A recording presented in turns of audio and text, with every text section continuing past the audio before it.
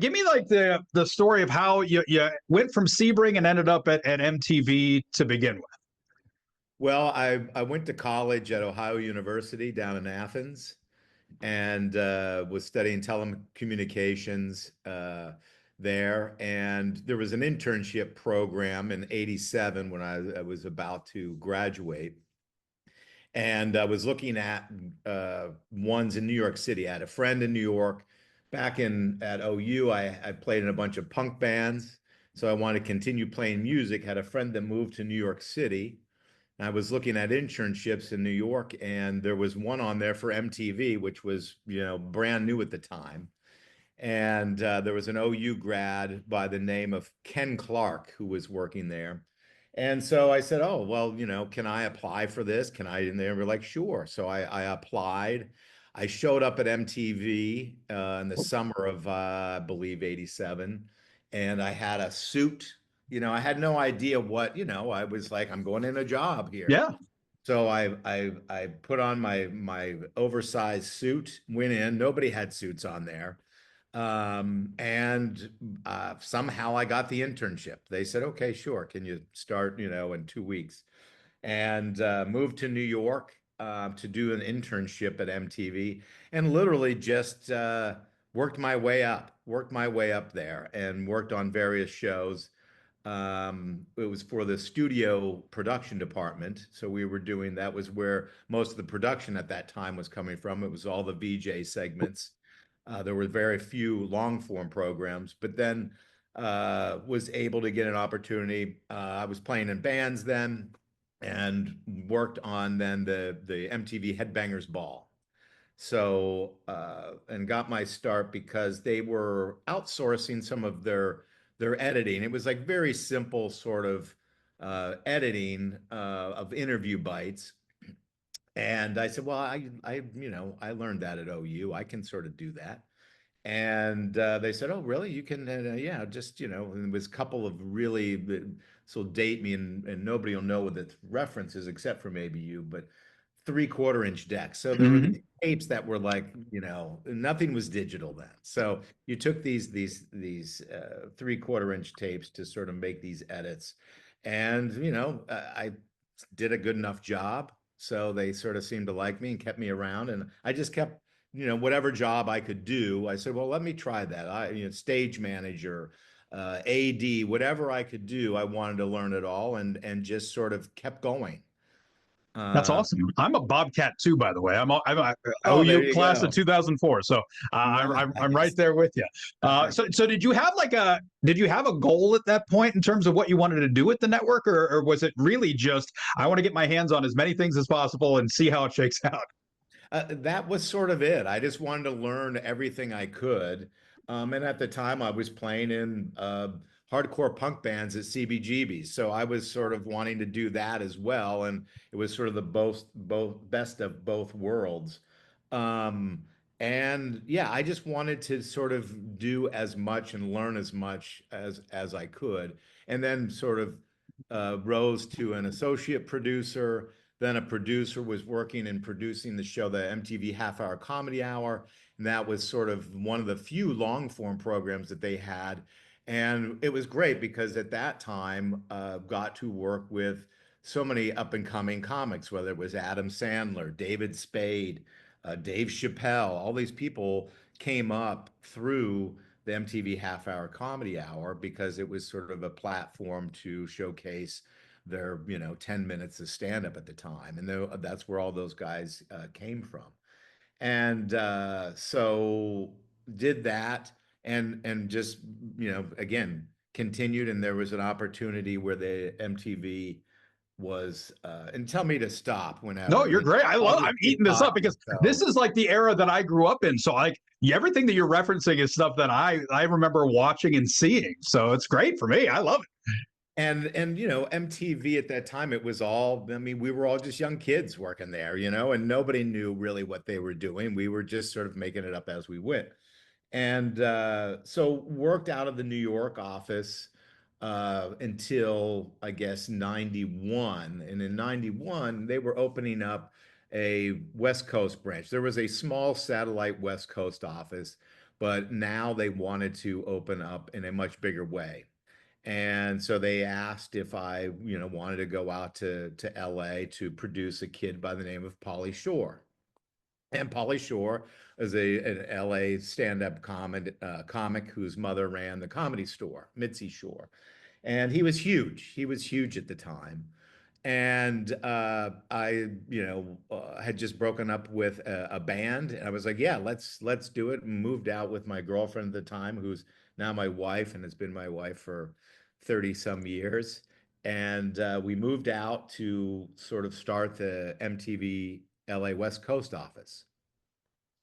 And at that time, they wanted to make it the headquarters because at Universal Studios, they were going to build an MTV experience. So they were going to build a giant studio. It was also going to be part of the tour. And so we were the first wave of a bunch of people that were going to come out. And then after a year, that deal fell through. And so then MTV said, well, I guess everybody comes back. And I said, well, all of my shows, Pauly is not relocating anywhere. He's in Los Angeles. The MTV half-hour comedy hour, we shoot in LA and New York. And they're like, yeah, you're right. You stay there, and then everybody else come back. So I sort of maintained and was sort of a single person in MTV in the development department at that time, which was great because it gave me then a lot more opportunity, because any show that came out to LA, or if they wanted to develop anything in LA, I was the only guy there, so I got the opportunity to help develop it, which was fantastic, and just went from there.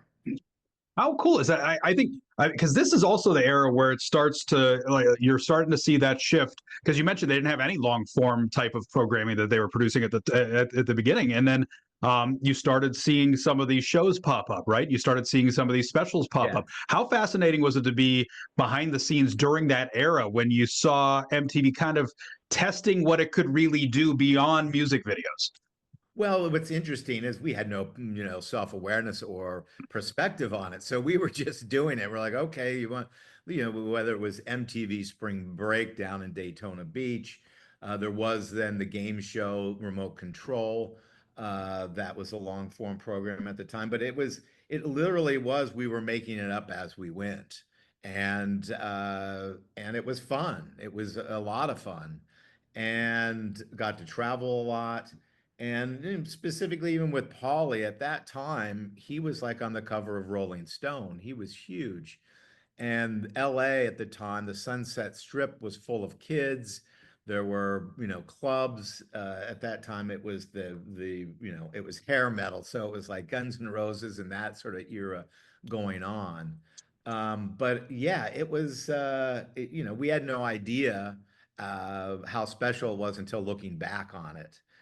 And now it's sort of a shell of itself, MTV. Yeah, I mean, things change though, things evolve and move on.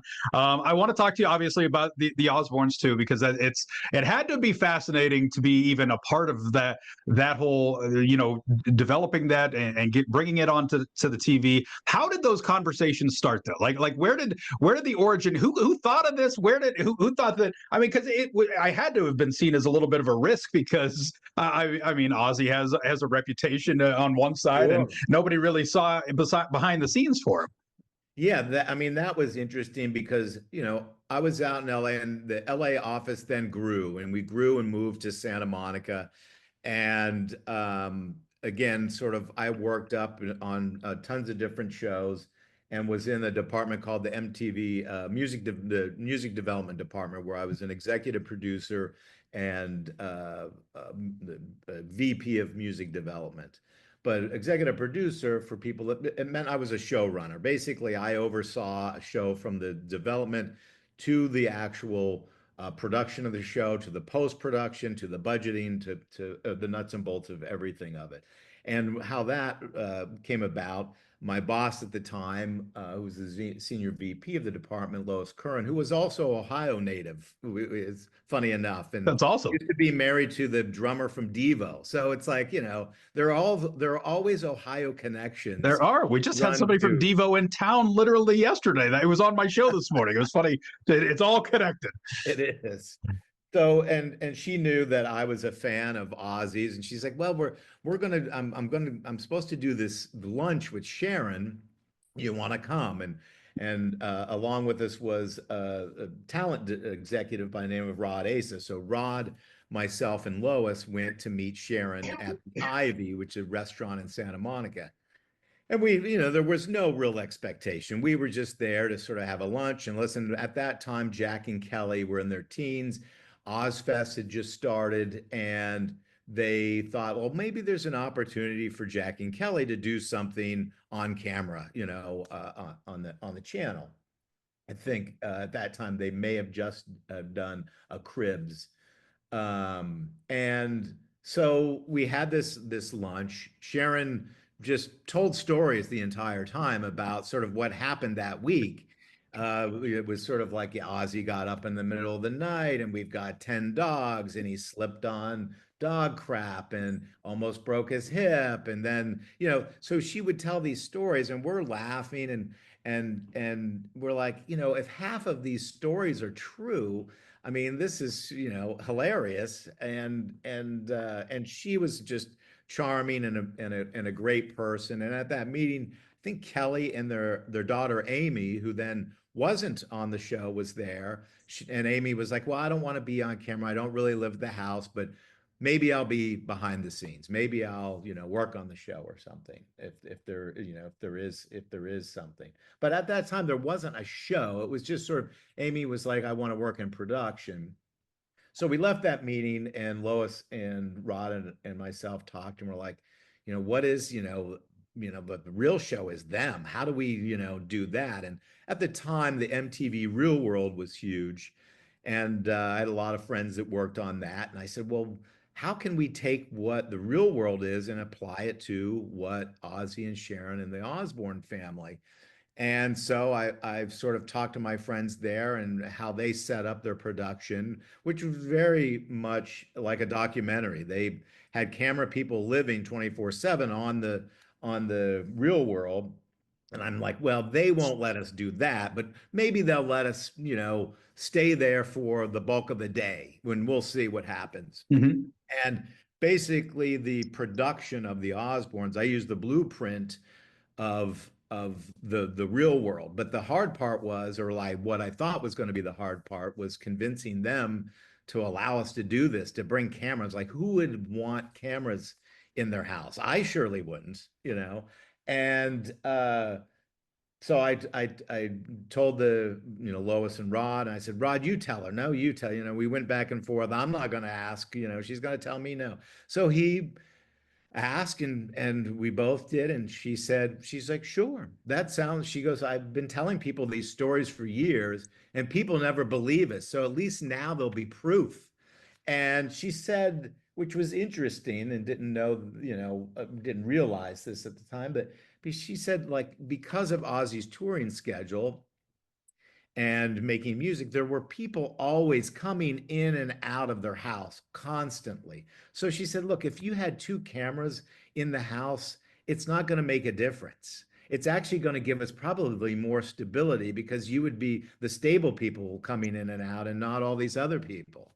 So we sort of started with baby steps. And at that point, she said yes. I started interviewing them that summer, which was probably, what was it, 2001? Let me just look, 2002. I think it was summer of 2001.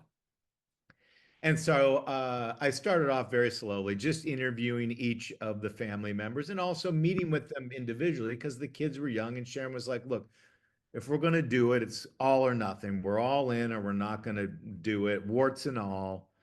And so Jack wasn't at the meeting. Jack came over. He was probably 15 at the time. Came to my office. We hung out for a while. Same with Kelly. And I said, look, I just want to make sure that you're comfortable with this. I said, we're not going to be, I won't be following people into the bathroom, or there'll be private places, but there'll be cameras around your house. And they eventually said that, yeah, we want to do this. We're all in.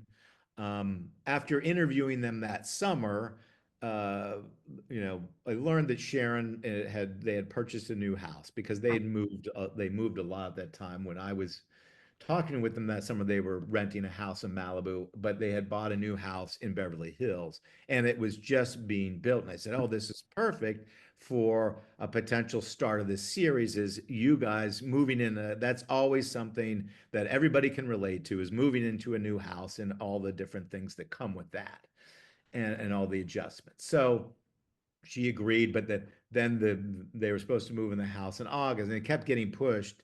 And at that time, using the real world model, I said, "Well, can we have, I want to have physical camera people, but are there security cameras?" And she said, "Oh yeah, Greg, look, we've got all these cameras we're putting in." Because I said we don't want to, we're not going to film with them, but the way the real world worked is that they used those cameras so you could track where people were in the house. So you go, "Oh, wait, Ozzy's playing pinball. Send a camera over there. He's getting mad at the pinball machine," or whatever it may be. Yeah. And she was like, "Yeah, no problem. You can tap into all of our security cameras." I'm like, "Wow, we don't even have to put these in." And she had a room next to the kitchen that was the maid's quarters. And I said, "Could we set up in here?" And she said, "Yeah, sure." So we were all in this maid's quarters with the tapped into the security cameras. And and we first started out where it was just going to be uh, I want to say maybe it was a couple of weeks of a test, sort of a 4-week experiment that turned into 3 years of living with them, basically, you know.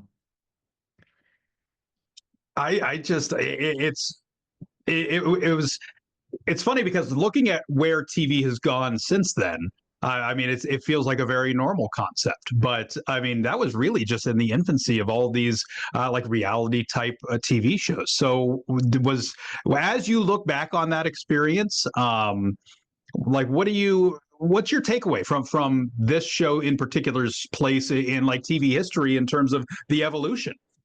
Well, I think also people, you have to realize there was no social media. There was no Instagram, Facebook, TikTok. That didn't exist.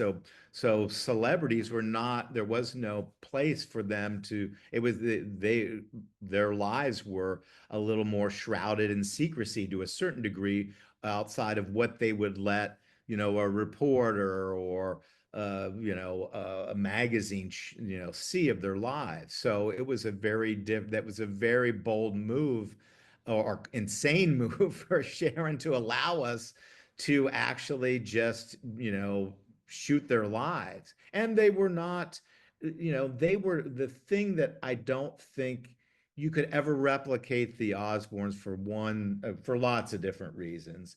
But one, they weren't self-aware at the time. Now people are so self-aware where they're doing selfies, they're doing the TikToks in the middle of the day out in the public. And that was not the culture then. And they were very, not self-aware and just were being themselves. We were just another group of people coming in and out of their lives. And that's what made it so fantastic because they weren't trying to, edit themselves and think about, "Oh, well, how's this going to look? Or what am I going to?" They just said it and did it, warts and all, and gave it to us. And I think now people are so aware uh, of the camera and use it to their advantage as far as everybody from a celebrity to an everyday influencer that you can't get that same charm and the same realness. Quite honestly, we shot it like a documentary. We didn't set up anything, we didn't tell them what to do, we didn't even have interviews in the show. We try to do it without interviews. And we've also focused more on the comedic elements of their lives. But the I don't think you could do that same show today and get the same results. People are just too self-aware or edit themselves in a way that to get that sort of real essence of who they were, and the love that they had. I mean, that was also the thing. They got through adversity through humor, and there you could tell if you'd ever been around them and through the show, you could tell that they loved each other. You know. Do you have like a favorite story that you like to tell about your time on the show? Something maybe behind the scenes or something that you saw that people didn't realize? Um, Let me think. There's so many different. There's so many No. different Well, I ones. mean, it was an immediate sensation too. So that was like it captured like all of America's attention like that. It was phenomenal. Well, that was interesting too because we had no idea when we were doing the show. We knew that it entertained us, but we really, and MTV didn't either, because it was a test. I mean, MTV took a chance. They're like, all right, we'll give you all these resources to shoot for this amount of weeks. See if you can edit something together, and we'll see if it goes or not. And we cut like a little sizzle of some of the footage, and they seemed to like it. And yeah, at one point it was and I think it still is the highest rated series in MTV history. Um, but yeah, some of the stories, I probably can't curse on here. Maybe you can bleep me just like you did like we did with Ozzy. But a couple of things stand out. One specifically was an incident where they got into a war with the neighbors, which ended with Sharon pulling a ham out of the fridge and throwing it at the neighbors. The neighbors would be, and this was the reality. It's not like I cast the neighbors. These were real people that happened to live next door, and they would be playing acoustic guitars, playing like Kumbaya at like midnight, driving Ozzy and Sharon nuts, which is, you can't make that up. You really, the best reality is the things that you can't, you could never even dream. Or if you dreamed up and told somebody, oh, yeah, this is what's going to happen, they would say, well, that's not real. I don't think you should try to shoot that. Um, so the producer, and this happened in the middle of the night, and we had usually a producer with a little camera and maybe one camera person there. If if they were up, we keep the camera person there. If not, it would just be a producer with the camera. So my friend Todd was producing that night, and he calls and he said, Greg, the cops are coming. I'm like, what? What do you mean the cops are coming? He goes, well, the family got into a fight with the neighbor. Sharon threw a ham over the fence. The kids are now got shovels and, digging up the neighbor's yard and blah, blah, blah. And I said, well, do you have cameras on it? Just keep rolling. I said, look, you didn't do anything. I said, all you can do is document and just go with the flow. And so, he was afraid that he was going to get arrested that night, and everything was fine. I mean, it wasn't like anybody got injured. I mean, a day old ham that went over the fence and didn't hit anybody. Um, but it was interesting because when we edited that episode, there was a thing that night where Ozzy took a log and he sort of rolled it. I mean, it was a very feeble attempt to sort of throw a log over the fence. It barely went over the top of the fence and landed with a thud. And one of the only times that we're like put a sound effect into anything, I put glass breaking, so it sounded like worse than it was, and the sirens from the police. And by the way, nothing happened that night. It was a neighbor dispute, and life went on. But I would send over episodes of the show for Sharon. They would get to watch it, and for the most part, they never, you know, uh, said anything about any of the episodes as far as like, hey, I don't like the way I look, or don't do this. So I sent over that episode with that, and Ozzy, he never watched the episode, but somehow saw that, and I get this call, and so he's like, Greg, it's Ozzy. And I was like, why is Ozzy calling me? He never calls me. He said, you can't show that, me throwing the log. They have kids. I could have killed somebody. And I said, well, Ozzy, like, I said, I put a sound, I said, you didn't hurt anybody. I said, I put a sound effect like something broke, but nothing happened. The log barely went over the fence. You can't do it. I'll get it right. Like he was emphatic that he was like, you know, they have kids. I don't want to hurt anybody. I said, Oz, you didn't hurt anybody. So I called Sharon. I said, Sharon, that's like the little ending beat of the episode. What do you want? I said, you know, I could take it out, but and she's like, no, no, no, don't change anything. She goes, but just take that bit out and send me a copy, and I'll just show him the bit, and he won't know the difference. And I was like, oh my God, really? So cut to the premiere of and he never watched the show. And but he was at a grocery store, and somebody came up to him and said like, oh, and mentioned the log over the wall. And he was like, wait a second, I saw the edit and it was not in the cut, and was very confused. And my friend Dave, who works for them, just laughed and said, oh, they must have seen something else. It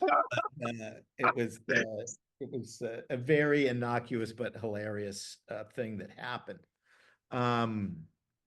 One other thing that, you know, during this time, Ozzy was sober, but then fell off the wagon. And, you know, we didn't get into sobriety too much, a little bit in the later seasons. But this was during the first season, and Sharon knew to keep, there was no alcohol, nothing in the house. And we knew that to make sure that nobody got anything near him. But there was an old bottle, it was like probably $5,000 bottle of wine, something that was a probably rare gift, in a cupboard in the back that Sharon, but somehow he found it. And at the time, my co-EP was a gentleman by the name of JT Taylor. And JT is probably like 5'7", grew up in Monaco, speaks like 8 different languages, and just the nicest guy possible. Well, he was at the house. I was having dinner with my wife, and I get this call from JT, and he's like, Greg, Ozzy found this bottle of wine, you know, and I think he's been drinking it, and it's like this really rare bottle, blah, blah. And I said, well, I don't know what to do. I said, is Sharon there? And he goes, no, she left. And I said, well, did you talk to her? What did she say? And, you know, he told me, he goes, well, I looked at her and I said, well, Sharon, what should we do? And she left. And as she's leaving, she goes, good luck. And that was the deal. So I'm on the phone with him. I said, well, just make sure he's safe. Don't, and continue filming. And then I get a call back, like 10 minutes later. Greg, he wants to give the crew a drink. And I said, well, we can't, we can't give the crew a drink. And he's like, wait, he's coming. He wants to talk to you. So he gets on the phone with me. I said, Ozzy, what's going on? He's like, Greg, can I give the crew a drink? And I, want to keep it light. And I'm like, well, we've got some kids that aren't 21, so we'd have to check IDs. And he's like, F IDs, we don't need IDs. And I said, well, you probably shouldn't. And then he goes, okay. And I just hear a hand muffle over the receiver, and he says it's okay. Everybody in the kitchen. That's awesome. I love it. So everybody went into the kitchen. JT went in there and basically just tried to wrestle the bottle out of him. And we proceeded to put him to bed, basically. Took him upstairs and just tried to put him to bed, which we had a very large coordinator that was very good at that and sort of helping him upstairs. But I have this footage on the security cameras of little JT running like it looked like a Buster Keaton movie, because it's in black and white and there's no sound. And Ozzy just has this glass of wine chasing him, trying to get him to drink it. And he's like, no. And Ozzy's trying to do this the entire time. And he warded him off. He didn't do it. That's great. So tell us what. First off, I appreciate you taking so much time out of your schedule to do this interview. Tell us what you're up to these days. What are you still in TV, or what are you up to now? No, I left MTV and then sort of went off to produce for a company, Endemol, and a bunch of other as an independent showrunner. And funny enough, back in well, actually 10 years after the Osbournes, I reunited with the Osbournes and produced a show with Jack and Ozzy called World Detour. Jack and Ozzy's World Detour that started on the History Channel and then on A&E, and it was great. It was like a great full circle moment. We still, we love each other. I love them as a family. And it gave me the opportunity then to work with Jack and Ozzy, and also for Ozzy and Jack. They both were sober now and wanted to do things that they hadn't done as a father and son. So we took them around the world, and it was like a father and son trip. We went to, Ozzy had never been to Stonehenge, believe it or not. So we took him to Stonehenge. We went to Cuba. We went to Mount Rushmore. And so I got to do that for 3 years. And then in 2018, as we were finishing that series, I had the opportunity for A&E to do a documentary on Ozzy called The 9 Lives of Ozzy Osbourne. And loved it. We got it into the South by South Film Festival. And of course, this was 2019 going into 2020, so you can imagine what happened. We had a big premiere planned. Ozzy, Sharon, I'm going to finally see something I did on the big screen. And that is the first event that gets canceled because of COVID. So that went away. But this summer, Ozzy is doing his final tour, final show with Black Sabbath and solo in Birmingham, England, his birthplace. And so I'm going to go over there and we're going to do a screening of the film the night before that final show in Birmingham, which is I'm super, super excited to finally see it on the big screen. It's on the, you can find it streaming, but I want to see it in a theater. Of course. So I did that, and then the last 4 years have been doing films for the Rock and Roll Hall of Fame induction ceremony, which is great because it also we do the show, either it rotates between New York, LA, and Cleveland. So it gives Mhm. me an opportunity the last few years to come to Cleveland, which has been fantastic. Yeah, that's all. So looking back on your career now, like, do you ever um just kind of shake your head at wow, this all worked out better than I could have ever imagined? Yeah, it's sort of crazy because nothing was ever planned. I just literally went with, what the next thing was. And so, yeah, hard to believe coming from, small town Sebring, Ohio, uh, to, working with Ozzy and, winning an Emmy. I mean, that show won an Emmy. Yeah, it's beyond my wildest dreams, beyond. So I just count my blessings, and it's been awesome and a lot of fun. Oh yeah, and it all started with you taking that chance on applying for an internship, right? That's true. That's true. And again, it goes to show that no matter where you come from, you can make things happen for yourself and just keep going, keep moving. Absolutely. Well, Greg, thank you again. It was great meeting you virtually. And when you Thanks. are in Cleveland, look us up. Maybe we could do a follow up on this or something. All right. Sounds good. Thanks so much, and tell everybody back there to continue doing the good work that you do.